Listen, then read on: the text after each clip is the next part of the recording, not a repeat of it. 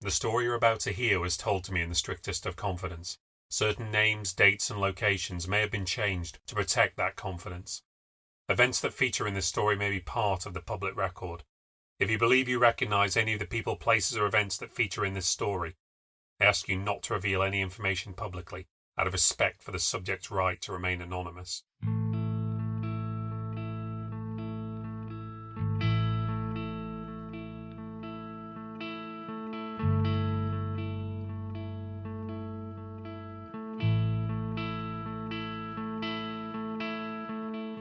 My name is David Paul Nixon, and this is the New Ghost Stories podcast, where we delve into the New Ghost Stories archive to hear witness accounts of the supernatural.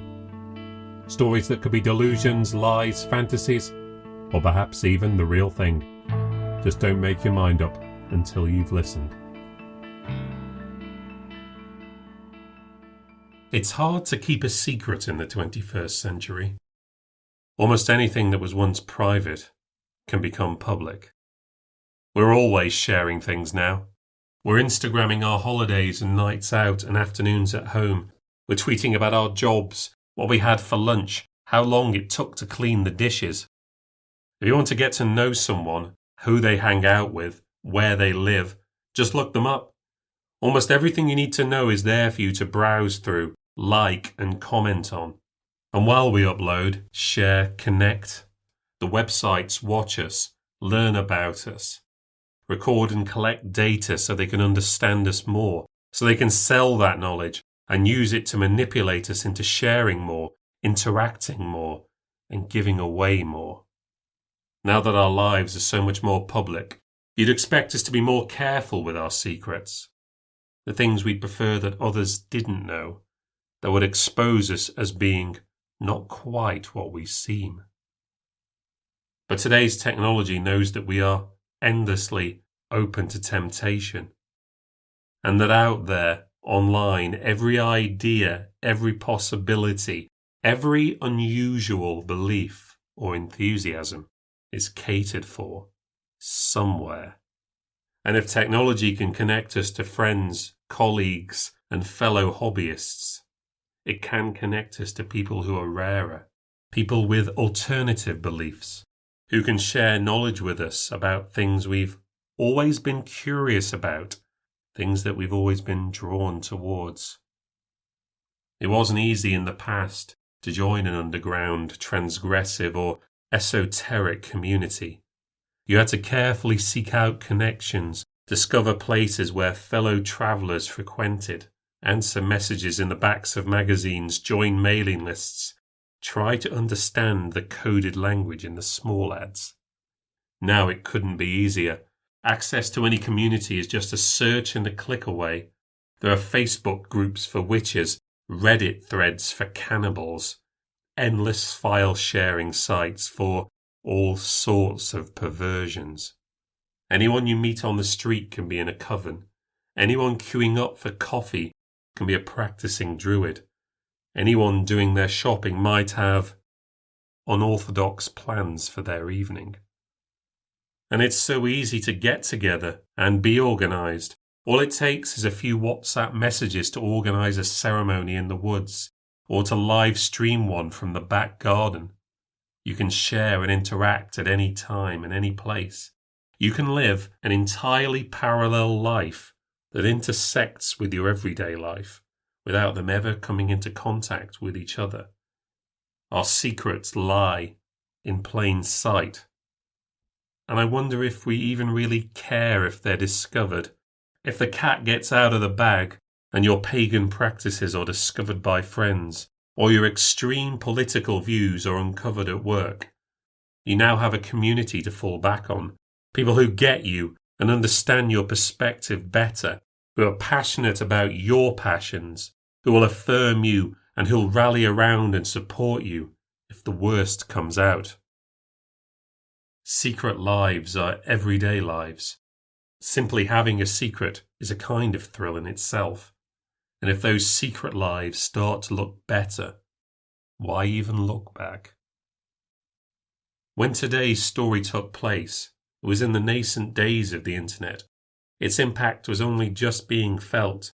So it's hard to say how this group came together, whether its roots go back to those early dial-up days, or if this collective had existed for much longer, a group whose ideas and knowledge was passed down through generations and that had existed for many, many decades before. But there is one thing that I would bet on, and that's that if this group does still exist today, then it's much larger than it was, and almost certainly more active. Maybe it would have been exposed by now, but then again, who would believe it? That's the other thing about our sharing minimal privacy culture. We don't know what's real and what isn't. We don't know who's play acting and who really believes and is willing to act.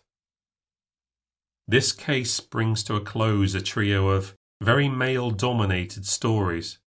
Cases that were never meant to sit side by side. That's just the order they've ended up landing in my case file. But each one has featured some of the more negative and a few of the positive aspects of male behaviour. This episode features teenage boys and their adolescent attitudes towards sex. So be warned, this is going to be a much more explicit edition of the podcast than normal. This is not an episode for those who are distressed by sexual and violent content. If you're listening to the podcast for the first time, I can assure you that it's not normally like this. It's just that ghost stories can take all kinds of strange shapes and forms. This is New Ghost Stories, case number 180, and it's called The Girl on the Bench, and you can hear it in full after these messages. Before we begin, I'd just like to ask a little favour. If you listen to the show on Apple Podcasts, I'd really appreciate it if you could take a moment to rate and review the show. It really helps people to find the podcast, and that in turn makes it easier to produce more episodes in the future. Thank you. And now, onto the story. Me and my friends, we all loved Lisa Ward. Everyone did. She was a teenage boy's wet dream. She was just incredible. Amazing body and great tits. Proper full handful tits. Cracking arse too. She was in the year above us, so she was that bit more experienced. And she wore these skirts. They always seemed shorter than everyone else's. And black underwear, so you could see it under a school shirt. She used to have this tight leather jacket too. Oh God, she was so fit. Christ, even the teachers wanted to fuck her. She was fit, and she knew it. But she wasn't a bitch about it, you know. She didn't look down on you. I think she liked it when you looked at her. She wouldn't stick her nose up at you like some of them would. She'd sort of smile at you because she knew you were looking. I mean, if you dressed like that, you want them to look, don't you? Fucking sex on legs. No wonder her dad was shouting at her all the time, having a go at her on the front doorstep. Have a daughter like that and you know there are guys who are going to crawl over broken glass to get their hands on her. I mean, it wasn't just the looks, though. It's the way she carried herself. She had such attitude. She wasn't just fit as, she was cool. A real rock chick. Smoked, yeah, but not a lot. She never stunk of fags. She was class. She had everything. She had it all. There were other girls at school, but there was only one Lisa Ward. She used to go out with this guy, Craig Ashley, and we hated his guts.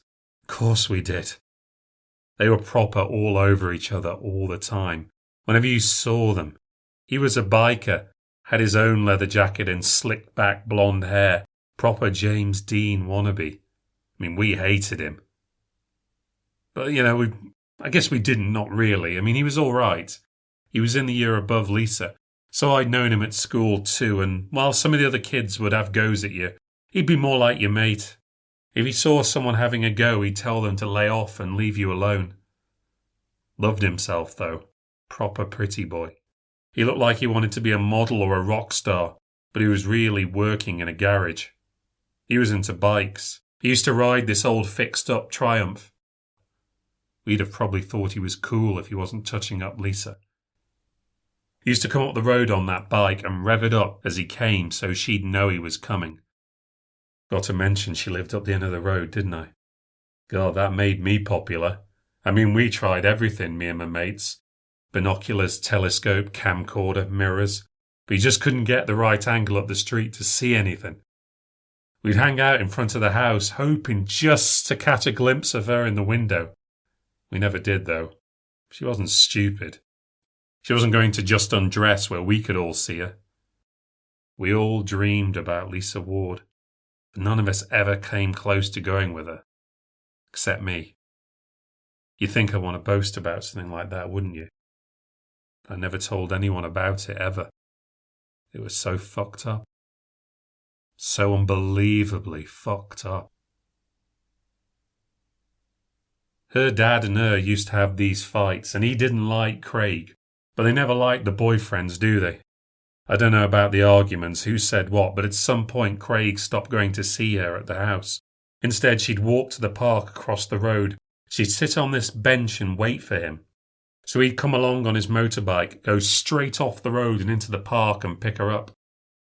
Sometimes they'd start feeling each other up and disappear into the bushes. I had a good look, but I couldn't see anything that far. This bench, you could see it right from my bedroom window.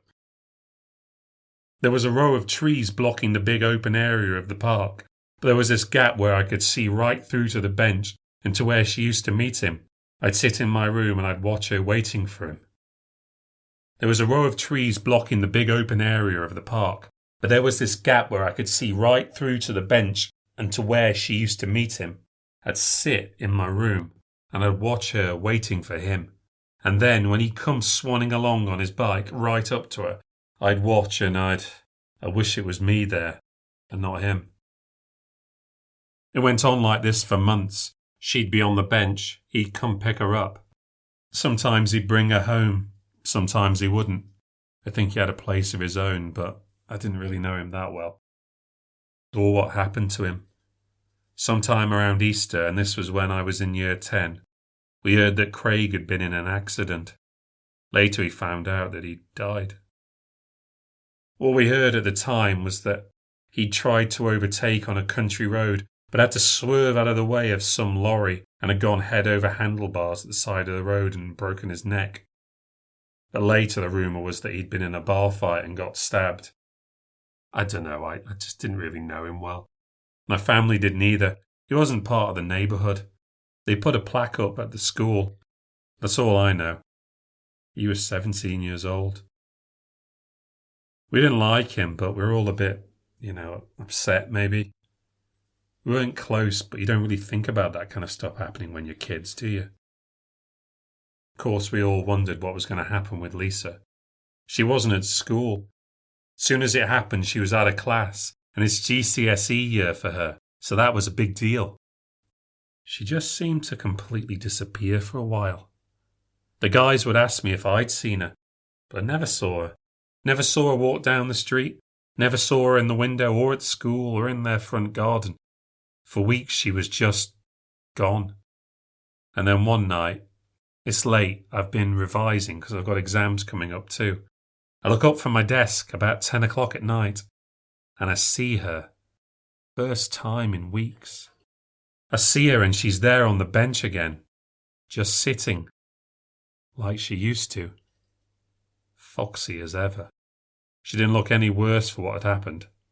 She just sits there, doing nothing, waiting.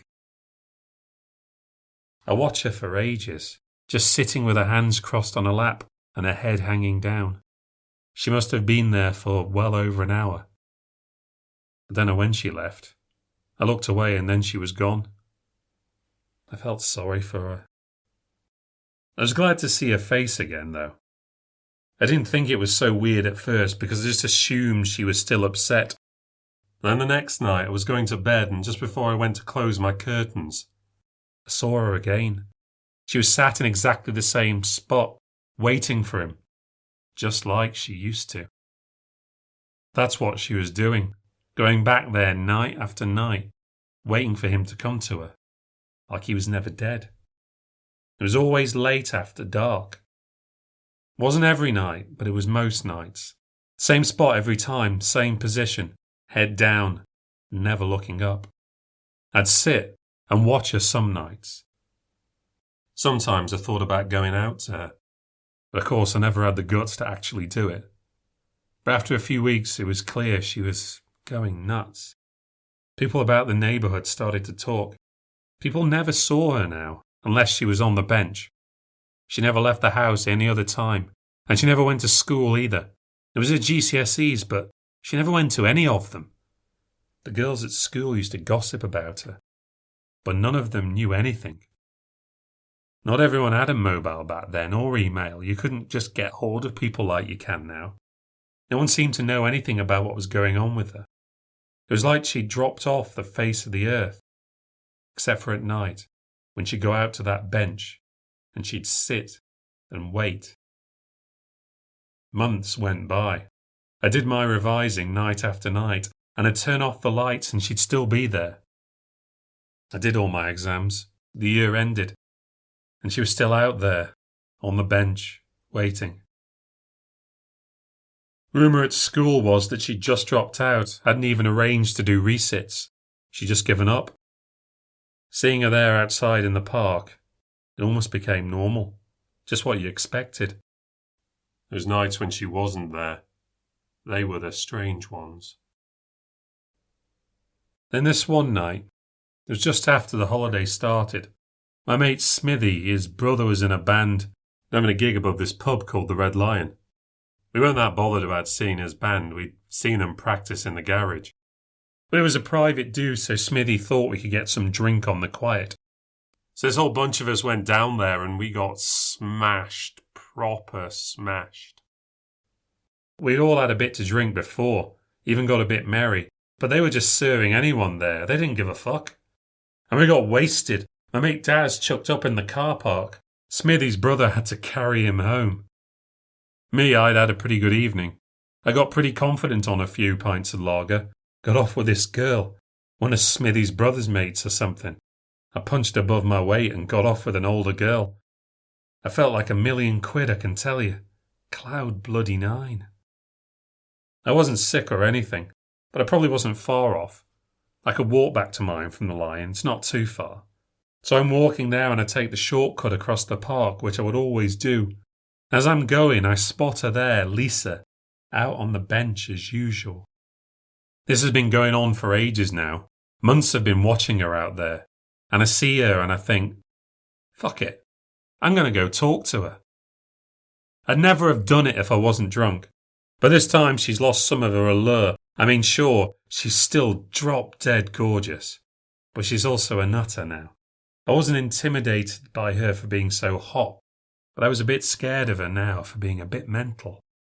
But I've had a few and I've already won one contest that night, so I just decide to go for it and talk to her. I just walk up to her and go, "You alright, darling?" You know, in a funny way. She knows me even if she's never really paid me much attention. She raises her head just a little, looks at me through her drooping hair, but doesn't say anything. So I walk over and sit right down beside her. Drunk and stupid, I just say, "So, how have you been?" She still doesn't answer, so I just keep on talking. "Last week of exams this week, so glad to get those over with." Still can't find a conversation starter. It's silent for a moment. "What'd you come out here for?" I blurt out. "Every night you're out here, why'd you do it?" "Why shouldn't I?" she says, almost in a whisper. This makes me a bit more nervous, but I still go on. "You're, you know, a good-looking lass. You've got your whole life ahead of you. You don't want to go and throw it all away on one." She turns her head towards me. I get the first good look at her face. I thought she was going to look a bit wrecked, all teary-eyed, mascara running down her face like she'd been crying. But when she looked at me, she was totally made up. She had all her stuff on like she was going out. She looked right at me with her big chestnut eyes and froze me on the spot, completely took the wind out of my sails. My confidence was just gone like that. She stared at me fiercely and then said, "Go on. What were you saying?" She had my tongue tied in knots. "You were saying how I shouldn't waste my life all on one man." I sort of babbled. "Well, I just meant, should I get another man?" Suddenly her hand was on my knee. She was walking her fingers up my leg. Almost made me jump. You up to the challenge? Stud. She was taking the piss. She was going to wind me up and then brush me off. Give me a slap and walk off. I was just about to bail. I was out of my depth. But she knew, noticed somehow, and she put her hand up my back under my coat and hissed in my ear, "Don't be afraid." Then she moved in and put her tongue down my throat. Fuck me, that was some kiss. It wasn't my first time, but I can't remember any of the other times now. She was proper going for it. I was trembling, but I was also loving it. I got really into it. I put my hands on her, started to touch her. A moment later, she pulled away. She stood up and said, "Come with me." She pulled me up by my belt and dragged me into the trees. She ran ahead and I ran after her. We pushed our way through the tree branches and bushes and weeds. We eventually found this clearing. She stopped and let me run into her, so we both fell down. She locked her legs around mine and started to kiss me. She pulled off my jacket and started to undo my shirt. I did the same to her, took off a leather jacket and a top clumsily and slowly. Not like her. She does it like lightning, fast, swift and smooth. We're there rolling in the grass together, naked from the waist up. I'm feeling her all over, kissing her shoulders, licking her tits. She slips her hand down my trousers and I almost blow my load right there and then. But I keep it together, stay focused. She unbuttons the top of her trousers. I get up onto my knees and undo my belt. She strips off. I undo my trousers and pull them down to my ankles.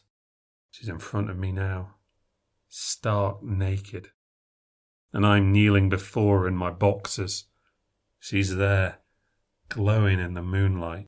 Most sexy, beautiful, dangerous thing I've ever seen.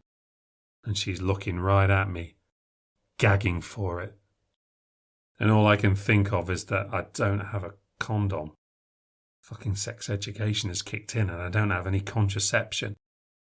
"What's the matter?" she says, staring at me. "I don't have a Johnny," I say back. She glares at me with cold fire anger and she says to me, "Just do it, you coward." I know it was wrong, but I just couldn't say no. Without hesitating, I pulled down my boxers and shuffled forward. I'm about to put it in, but I feel something move behind me. I don't notice it, try to ignore it, but as I look into her eyes, I see her look past me. Something flashes past my eyes and then tightens around my throat. It forces all the air out of me. It was my belt. Someone had my belt, had it around my neck, and they were choking me. I couldn't scream, I could barely even breathe. They were dragging me backwards. I was forced onto my feet, but I couldn't put them flat. I was being pulled back on my heels. I couldn't turn my head. I couldn't see who was doing it. They made no sound. I fell on my back. They dragged me through the grass like I was nothing, like I was no effort. Just before I blacked out, I looked at her, saw her. She was still on the ground, but leaning up and looking at me and smiling. I passed out. I wasn't out for very long. I can't have been out for more than a minute. I wake up in a flash and she's still there in front of me, lying on the grass naked. Except now she's moving about.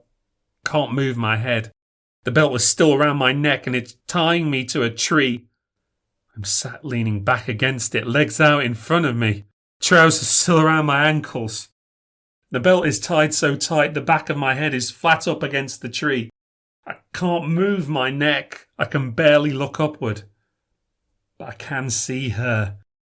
She's there moving about in the grass, writhing and moaning. Not miserable moaning, I mean sex moaning. She's naked in the moonlight and she's getting off. She's not touching herself up. Her hands are behind her head and the way she's moving. She's getting fucked. She's moving in the grass like someone's thrusting it in. But there's no one there. She's getting fucked and there's no one there. I try to move but I can't. As soon as I try to lift my head, the belt digs in and cuts off the air. I gasp and cough, and then I hear this voice. The voice just says, "Shh." Then I realise I'm not the only one watching. There are people everywhere, just standing, staring. Ordinary people, men, women, all shapes and sizes, some fat, some thin. There's even one there with a fucking walking stick. They're all watching this girl get it on with a ghost. They've all got like hoods or bags or masks around their faces. You can't see who they are, but there's loads of them. I couldn't tell you how many. They're spread out, but spread as far back as I can see. And they just stand silently watching. But she's not quiet. She's moving her head from side to side like a porn star, putting it on. She's throwing her arms around, rubbing her tits, saying, God, yes, yes! Christ almighty, I was so scared. I'm shaking so hard I'm starting to choke myself against the belt. I got my arms up and dug my fingers under it best I could. I tried to stop myself gagging and try to pull. I pulled really hard, my face going blue and my eyes watering. Eventually the buckle breaks. I throw my head forward and I'm gasping for air.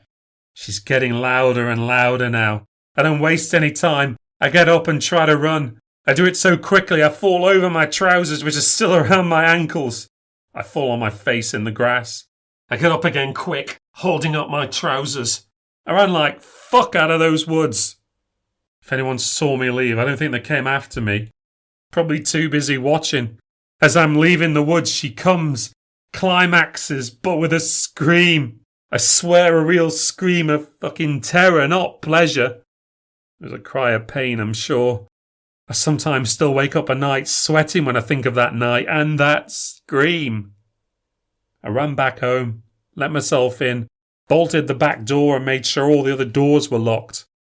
Then I went to the front window, stuck my head through the curtains and looked out to see if anyone had come after me. They hadn't. In the morning, my parents found me with my head flat against the window ledge asleep. I had a real bad time trying to explain what had happened. I just pretended it was because I was drunk. I had been drinking and it was easier to admit to being pissed than to seeing whatever the fuck it was that I saw out there. They didn't seem to mind. I think your parents just expect you to start sometime. And then the hangover gave me an excuse to stay inside all day. I didn't want to go out. I didn't know what was out there. Who were those people? Were they my neighbours? Did I know some of them? Christ, every time I saw a man with a stick, I thought about pissing my pants. I stayed away from the park after dark after that. Never took a shortcut through. Never even went near it at night. I've always remembered the night after, when tired, wrecked, feeling sick, I went to bed. But before I went, I just pulled apart the curtains a little and looked out to that bench. She was there. But this time, when I looked out, she saw me. She raised her head and looked right at me. Let go of the curtains and dropped to the floor. I never dared look out of those curtains again. Once it was dark, that was it. I didn't want to see into those eyes. I didn't want to look at that girl again. And I didn't. At some point, her family just moved. A for sale sign appeared in their front garden one day and they were just gone. By that time, it was final year and most of my friends were chasing other girls. I still couldn't get Lisa out of my head. It was years before I went near another girl. I get close to doing it, but it would bring me out in a sweat, like a full-on dripping wet sweat. I never told anyone this before. It still brings me out in a sweat sometimes. God knows what happened to that girl.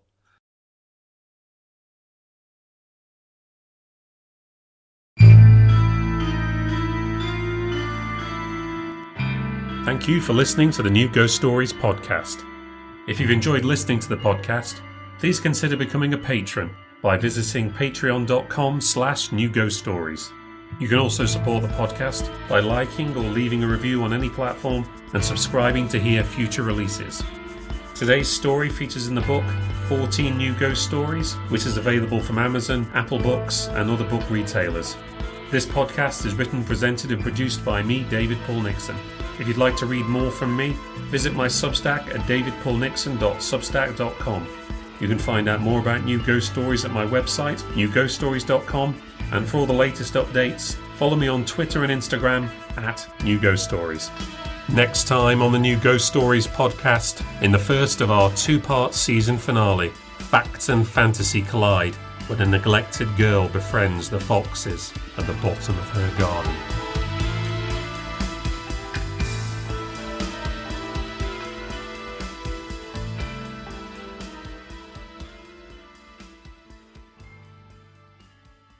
The new Ghost Stories podcast is supported by Horrified, the website that celebrates and champions British horror, covering films, television, books, fiction and more.